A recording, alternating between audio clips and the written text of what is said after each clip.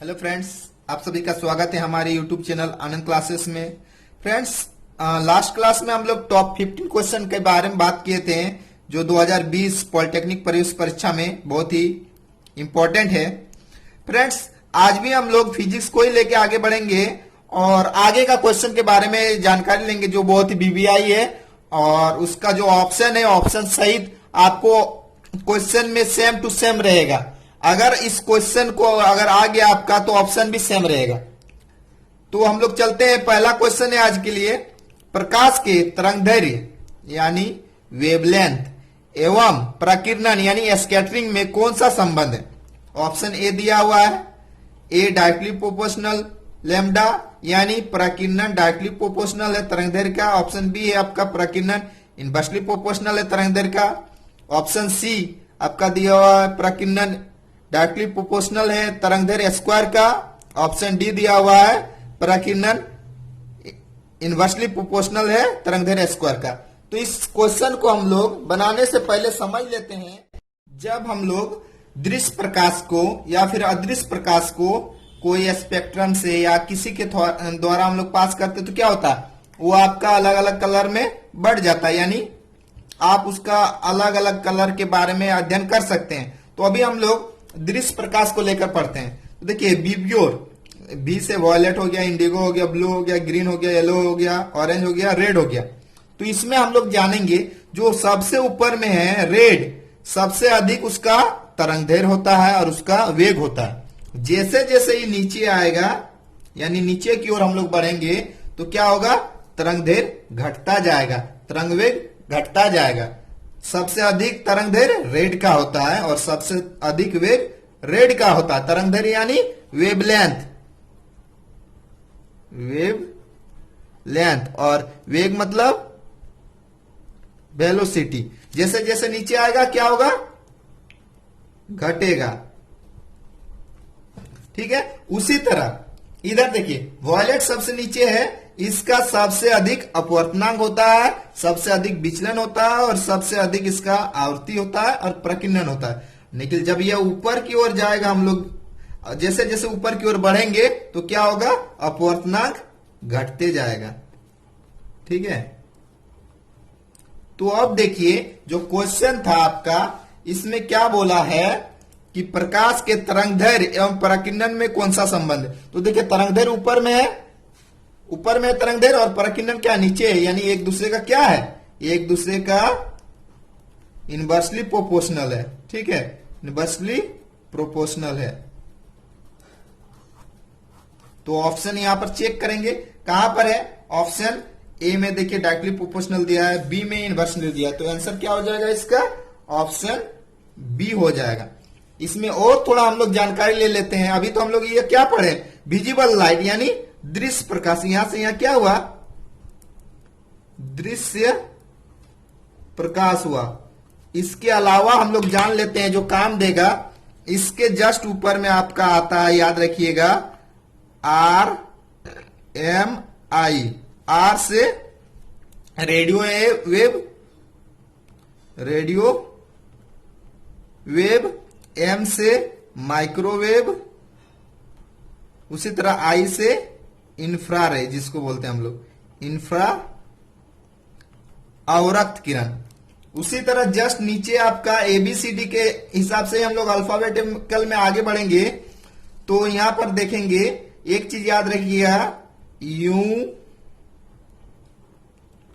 ठीक है, अल्ट्रावायलेट रे आएगा। उसके बाद और क्या क्या रे आता है, यू के बाद आपका एक्स आता है, एक्स रे। उसी तरह अगला क्या आता है, गामा रे। ठीक है, तो इस तरह हम लोग याद रख सकते हैं, इसका नीचे रहेगा। तो इसी तरह सेम चीज रहेगा। तो गामा रे का क्या होता है, आवृत्ति सबसे अधिक होता है, सबसे प्रकीर्णन अधिक होता है, विचलन सबसे अधिक होता है। लेकिन अगर वेवलेंथ का बात बोले तो सबसे कम गामा रे का होता है। ठीक है, अब हम लोग दूसरा क्वेश्चन में चलते हैं। दूसरा क्वेश्चन है आपका, निर्वात में प्रकाश का वेग c है तो कांच में प्रकाश का वेग क्या होगा। एक फॉर्मूला हम बताए हैं लास्ट क्लास का, आप पढ़िएगा। रिफ्रैक्शन वाला वीडियो में आपको पता चल जाएगा, अपवर्तनांक वाला वीडियो में एक फॉर्मूला था फॉर्मूला क्या था ना, जिसका निकालने बोलेगा, ठीक है। रिफ्रैक्टिव इंडेक्स मान के चलिए अगर वाटर का बोला है तो वाटर का रिफ्रैक्टिव इंडेक्स किसके सापेक्ष, अगर एयर के सापेक्ष बोलेगा चाहे ग्लास के सापेक्ष बोलेगा तो इसका दो फॉर्मूला बताए थे, एक वेलोसिटी को लेकर, अगर ये आपका वेलोसिटी को लेकर चलिएगा, ठीक है, तो जिसके सापेक्ष में बोलेगा उसका वेलोसिटी आपका ऊपर में रहेगा। जैसे यहां पर वाटर का बोला है रिफ्रैक्टिव इंडेक्स निकालिए ग्लास के सापेक्ष, अगर आपका वेलोसिटी पता है तो वेलोसिटी ऑफ ग्लास ऊपर में लिखेंगे और नीचे क्या लिखेंगे, velocity of light in water, ठीक है। इसमें क्या होगा, velocity of light in glass, ठीक है। एक हो गया वेलोसिटी के हिसाब से। दूसरा फॉर्मूला था इसी तरह कि अगर रिफ्रैक्टिव इंडेक्स वाटर का लेते हैं और ग्लास के सापेक्ष में लेते हैं तो उसका फॉर्मूला था, अगर दोनों का रिफ्रैक्टिव इंडेक्स पता है यानी वाटर का और ग्लास का, तो यहां पर वाटर के ग्लास के सापेक्ष वाटर का बोला है तो यहां हम लोग क्या लिखेंगे, रिफ्रैक्टिव इंडेक्स ऑफ वाटर और नीचे लिखेंगे रिफ्रैक्टिव इंडेक्स ऑफ ग्लास, ठीक है। ये दो फॉर्मूला याद रखना। अभी देखिए इस क्वेश्चन में बोला निर्वात में प्रकाश का वेग c है, ठीक है, यानी वेग के हिसाब से हम लोग चलेंगे, और कांच में प्रकाश का वेग बताइए, तो इसको हम लोग लेके चलेंगे पहला वाला फॉर्मूला में, ठीक है।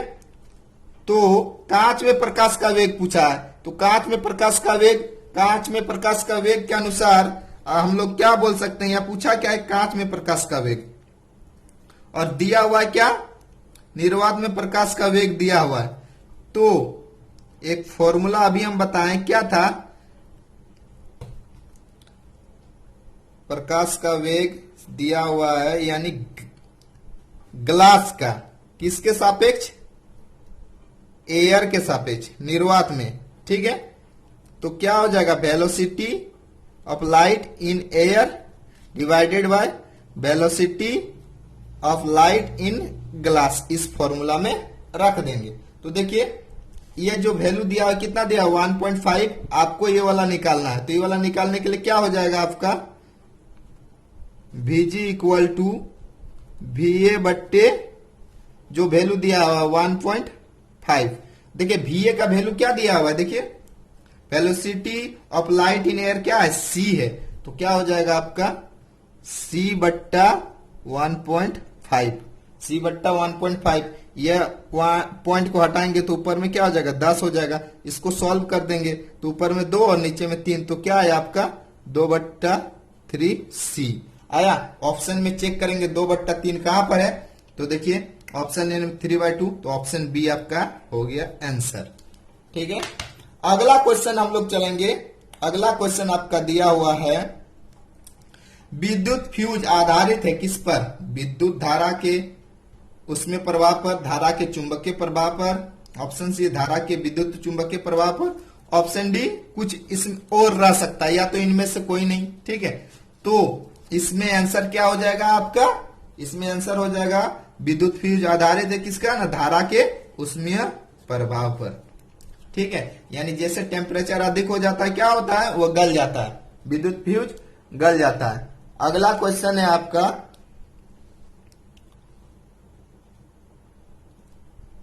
एक उत्तल लेंस में वस्तु और इसके वास्तविक प्रतिबिंब के बीच न्यूनतम दूरी ज्ञात करें। न्यूनतम दूरी, तो ध्यान दीजिए एक चीज हम बता दे रहे हैं, क्या बोला है, वास्तविक प्रतिबिंब। तो वास्तविक प्रतिबिंब कब बनता है उत्तल लेंस में, उत्तल लेंस में वास्तविक प्रतिबिंब मान के चलिए ये आपका उत्तल लेंस है, ठीक है। यहां पर इसका f1 है, यहां पर आपका 2f1 है, इधर आपका f2 है, इधर 2f2 है।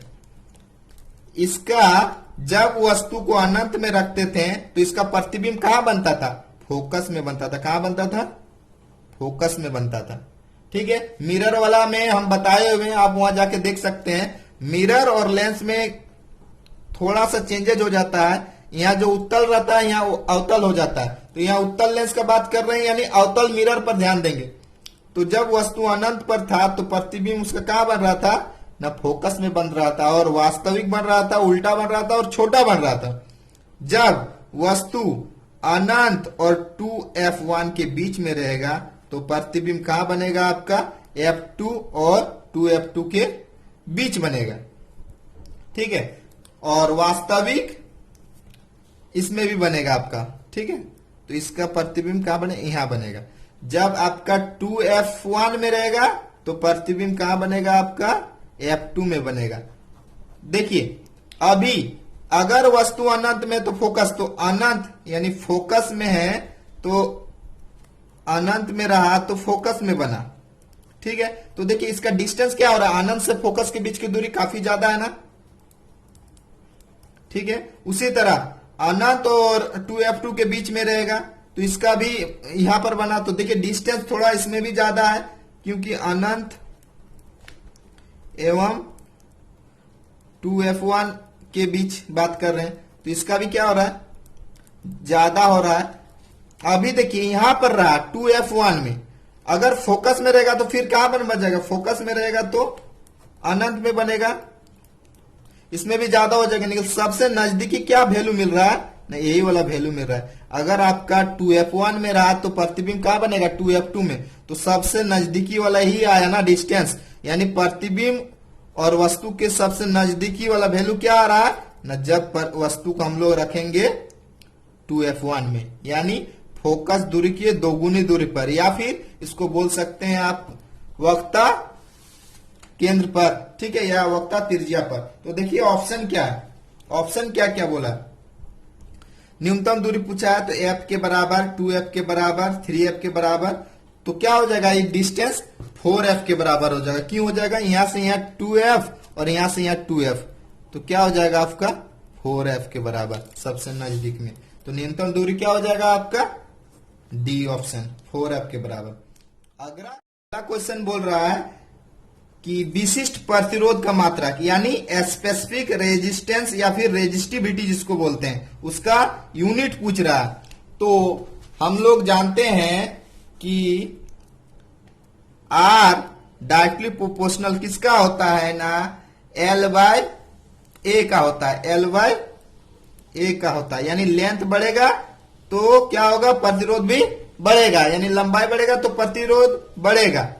तो जब हम लोग प्रोपोर्शनल को हटाते थे तो क्या आता है आपका, एक रो का साइन आता है, रो का साइन आता है, यानी L/A।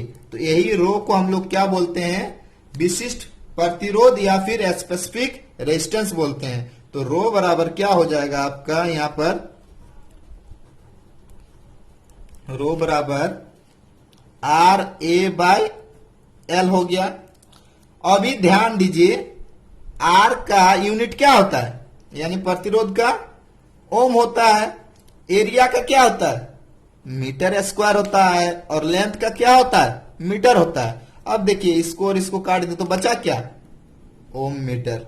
तो हम लोग बोल सकते हैं स्पेसिफिक रेजिस्टेंस या फिर रेजिस्टिविटी का यूनिट क्या होता है, ओम मीटर होता है। यानी इसका आंसर क्या हो जाएगा, विशिष्ट प्रतिरोध का मात्रक ओम मीटर हो जाएगा। तो ओम मीटर कहां पर है, देखिए आपका बी नंबर में है, ओम मीटर। ठीक है, अगला क्वेश्चन है आपका 21 नंबर में, निम्नलिखित में कौन सदिश राशि है, तीव्रता, आवेश, विभव, ऊर्जा। तो आवेश, विभव, ऊर्जा ये तीनों क्या है आपका अदिश राशि है। तो आपका तीव्रता हो गया, ज्योति तीव्रता हो गया, ये सब क्या है आपका सदिश राशि है। ठीक है, ऑप्शन ए। अगला क्वेश्चन है आपका, तांबे के तार की आयताकार कुंडली किसी चुंबकीय क्षेत्र में घूर्णी गति कर रही है, इस कुंडली में प्रेरित विद्युत धारा की दिशा में कितने परिभ्रमण के पश्चात परिवर्तन होगा। ये जो क्वेश्चन है आपका विद्युत मोटर वाला क्वेश्चन है। विद्युत मोटर में क्या था कि ऐसा एक आयताकार हम लोग कुंडली लेते थे और इधर से हम लोग धारा प्रवाहित करते थे। ठीक है, तो अगर ए है, ए बी है, सी है, डी है, तो इसके ऊपर हम लोग क्या करते हैं, फेरा लपेटे हुए रहते थे। तो जब यहां से यहां तक जाता था तो प्रत्येक अर्ध घूर्णन के पश्चात क्या हो रहा है, इसका डायरेक्शन चेंज हो रहा है ना। देखिए धारा का डायरेक्शन चेंज हो रहा है। इधर से यहां जब गया तो हम लोग फ्लेमिंग का वामहस्त नियम के अनुसार क्या होगा, देखिए धारा का दिशा किधर है, धारा का दिशा आपका, धारा का दिशा ऊपर की ओर है, तो धारा की दिशा ऊपर हो गया और इस साइड में मैग्नेटिक फील्ड का डायरेक्शन हो गया, तो इसका फोर्स किधर लग रहा था, अंदर की ओर अधोमुखी। लेकिन इसमें सी से डी वाला सिरा में क्या हो रहा है, देखिए धारा का दिशा नीचे हो गया, मैग्नेटिक फील्ड का डायरेक्शन इस साइड हो गया, तो इसका जो फोर्स लगेगा कहां लगेगा, ऊपर, यानी ऊपरी मुखी। तो क्या हो रहा है ना, प्रत्येक अर्ध घूर्णन के पश्चात इसका डायरेक्शन चेंज हो जा रहा है। तो इसका आंसर क्या हो जाएगा, आधा। क्या हो जाएगा, आधा, प्रत्येक अर्ध घूर्णन के पश्चात। आंसर क्या हो जाएगा, सी, ऑप्शन सी। अगला क्वेश्चन है, एमीटर एक गैल्वेनोमीटर है जिसके श्रेणी क्रम में निम्न प्रतिरोध जुड़ा होता है, समांतर क्रम में निम्न प्रतिरोध जुड़ा होता है, श्रेणी क्रम में उच्च प्रतिरोध जुड़ा होता है, समांतर क्रम में उच्च प्रतिरोध जुड़ा होता है।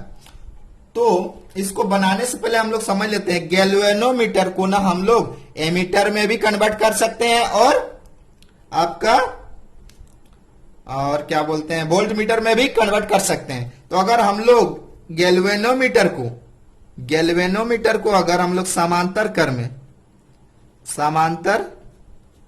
क्रम में निम्न प्रतिरोध के साथ जोड़ देंगे ना, निम्न प्रतिरोध के तार जोड़ देंगे ना समांतर क्रम में गैल्वेनोमीटर के साथ, तो हम लोग को क्या प्राप्त होगा, एमीटर प्राप्त होगा, एमीटर। लेकिन अगर हम लोग श्रेणी क्रम में,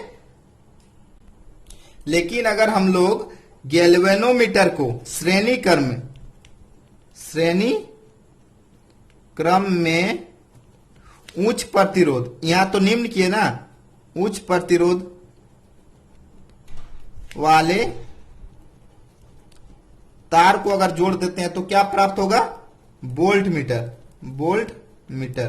तो देखिए अभी इस क्वेश्चन के अनुसार क्या होगा, समांतर क्रम में निम्न प्रतिरोध के तार, तब हमको एमीटर प्राप्त होगा। समांतर क्रम में निम्न प्रतिरोध ऑप्शन बी में दिया हुआ है।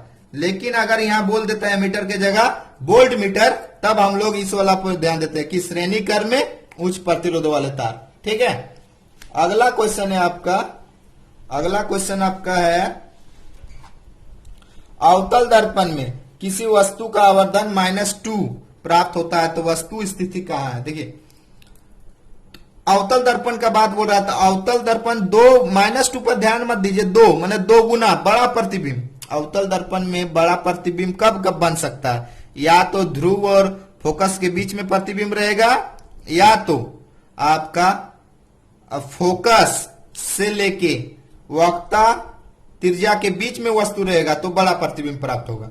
ठीक है, तो यहां पर बोल रहा है -2, तो -2 यह दर्शा रहा है ना, आवर्धन इक्वल टू क्या होता है, आवर्धन m इक्वल टू होता है h'/h, यानी इमेज का हाइट और ऑब्जेक्ट का हाइट। तो इमेज का हाइट आपका नेगेटिव वैल्यू है, क्योंकि तब न जाके यहां माइनस आया है, क्योंकि आपका ऑब्जेक्ट का तो हमेशा पॉजिटिव रहता है, तो माइनस में आया, जाहिर सी बात है कि इमेज क्या है आपका उल्टा है, तभी जाके आपका नेगेटिव आया है।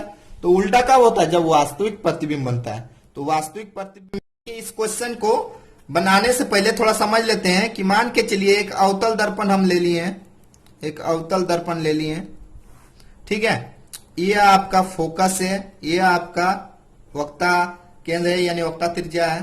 अगर वस्तु को हम लोग अनंत में रखते हैं तो इसका प्रतिबिंब कहां बनेगा, फोकस में, और वस्तु को अगर फोकस में रखते हैं तो इसका प्रतिबिंब कहां बनेगा, अनंत में।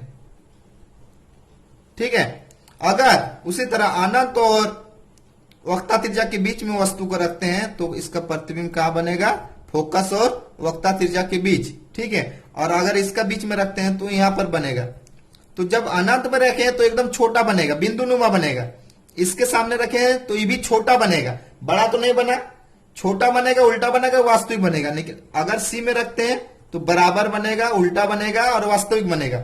लेकिन अभी तक बड़ा नहीं बना है, हम लोग को बड़ा प्रतिबिंब प्राप्त करना है। तो बड़ा प्रतिबिंब कब होगा ना, इसके बाद में कहीं रखेंगे तभी बड़ा प्रतिबिंब, यानी सी और एफ के बीच में अगर वस्तु को रखेंगे तो क्या होगा, आपका प्रतिबिंब वास्तविक, उल्टा और बड़ा बनेगा। तो देखिए ऑप्शन कहां पर है आपका, वास्तविक होना चाहिए, क्योंकि -2 आया है। ठीक है, -2 आया है, वास्तविक रहेगा, और बड़ा कब बनेगा, सी और एफ के बीच में। तो ऑप्शन क्या होगा इसका, ऑप्शन बी हो जाएगा आंसर। ठीक है, अगला क्वेश्चन में हम लोग चलते हैं। अगला क्वेश्चन दिया हुआ है, जब कोई किरण समतल दर्पण से 30 डिग्री का कोण बनाते हुए आपतित होती है, यानी कहने का मतलब है ये आपका समतल दर्पण है, समतल दर्पण के साथ ये एंगल बना रहा है, वो क्या है आपका, समतल दर्पण से 30 डिग्री का, क्या 30 डिग्री का, तो ये 90 डिग्री कंप्लीट होता है। तो आपतित किरण और अभिलंब, ये अगर अभिलंब है तो इसके बीच का एंगल क्या हो जाएगा, 60 हो जाएगा ना। तो ये हो गया आपतन कोण, तो इसी के लिए इसका परावर्तन कोण भी क्या हो जाएगा, 60 हो जाएगा। तो अब पूछा है आपतित किरण एवं परावर्तित किरण के बीच का कोण, यानी ये आपतित किरण है, ये परावर्तित है, ये दोनों का क्या होगा, तो दोनों का जुट जाएगा 60-60 120। तो आंसर क्या हो जाएगा आपका, देखिए क्वेश्चन क्या है, ऑप्शन ए में 30 है, ऑप्शन बी में 60 है, ऑप्शन सी में 90 है, ऑप्शन डी में 120 है। तो आंसर क्या हो जाएगा, ऑप्शन डी। ठीक है, अगला क्वेश्चन में चलेंगे। अगला क्वेश्चन आपका दिया हुआ है, निम्नलिखित में से किस तथ्यों पर कॉपर धातु की प्रतिरोधकता निर्भर करती है। तो कॉपर धातु की प्रतिरोधकता टेम्परेचर पर डिपेंड करेगा। हम लोग हमेशा जो फॉर्मूला पढ़े प्रतिरोध का, नियत ताप पर पढ़े, अगर कोई चीज का टेम्परेचर बढ़ता है तो क्या होता है, गर्मी का दिन में देखते होंगे हम लोग, जो आपका इलेक्ट्रिसिटी वाला केबल कनेक्शन आता है पोल में, तो क्या होता है, झूल जाता है, वही ठंडा का दिन में सिकुड़ के टाइट हो जाता है। तो जब टेम्परेचर बढ़ता है तो तार की लंबाई भी बढ़ता है, तो तार की लंबाई बढ़ता है तो प्रतिरोध भी बढ़ता है। तो जाहिर सी बात है, तो इसका आंसर क्या हो जाएगा, लंबाई पर, अनुप्रस्थ काट के क्षेत्रफल पर, ऑप्शन सी में ए और बी दोनों पर। तो इसका आंसर हो जाएगा आपका तापमान पर। ठीक है, अगला क्वेश्चन दिया हुआ है आपका। अगला क्वेश्चन बोल रहा है, यदि एक तार का प्रतिरोध X में Z समय तक Y धारा प्रवाहित की जाए तो ऊष्मा उत्पन्न होगी। तो एक हम लोग फॉर्मूला जानते हैं कि विद्युत कार्य इक्वल टू होता है क्षयित ऊष्मा। तो विद्युत कार्य इक्वल टू क्या होता है, W इक्वल टू H। ठीक है, तो W इक्वल टू हम लोग क्या पढ़े थे, I² होता है, I² होता है, यानी विद्युत कार्य इक्वल टू क्षयित ऊष्मा।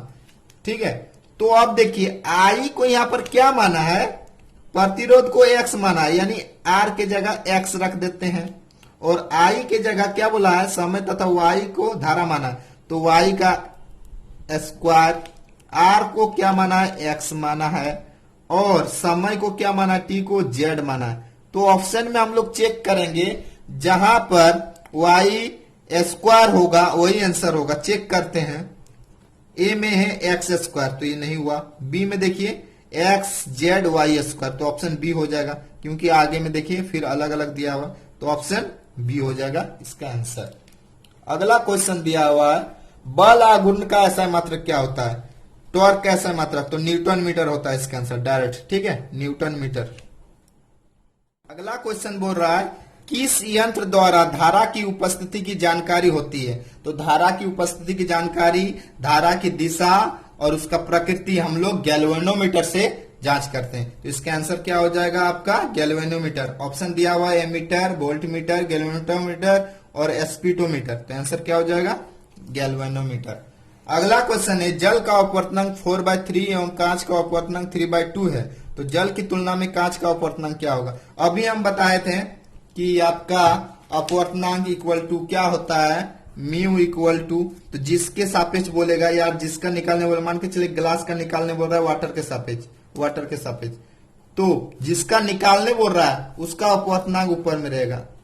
ठीक है, जिसके सापेक्ष बोल रहा है उसका नीचे रखेंगे।